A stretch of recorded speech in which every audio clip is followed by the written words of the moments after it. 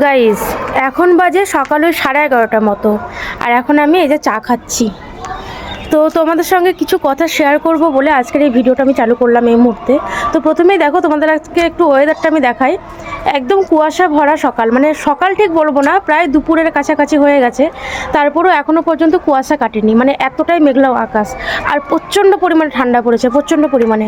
তো এই যে এখনও ঢাকাঢুকো নিয়ে বসে আছি, মানে ছাদে আসলাম কেবলই চাটা করে।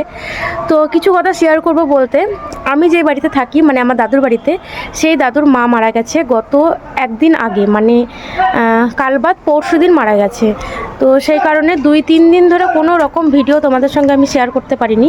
শেয়ার বলবো না, আগেকার ভিডিও ছিল সেগুলো টুকটাক শেয়ার করেছি, কিন্তু ভিডিও কিচ্ছু করা হয়নি। মানে এই মুহূর্তে আমার গ্যালারিতে কোনো ভিডিও নেই। তো বড় মা অনেক কয়েকদিন ধরেই, মানে আমার সম্পর্কে বড় মা হচ্ছে, মানে আমার মায়ের ঠাকুমা, তো আমার বড় মা হচ্ছে।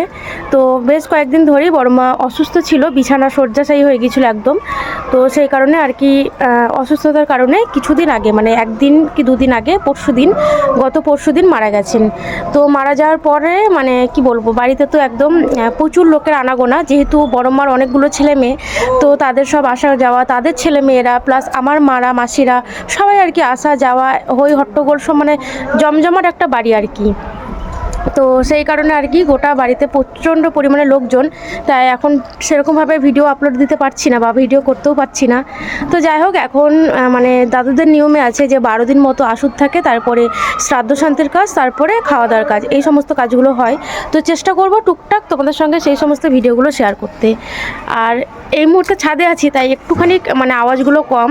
আর নিচে তো ভিডিও করাই যাবে না, কারণ নিচে এত মানুষের আসা যাওয়া, মানে চিৎকার চেঁচামেচি ছোটো বাচ্চাদের, তো সেই কারণে আর কি কোনো রকম ভিডিও করা সম্ভব না।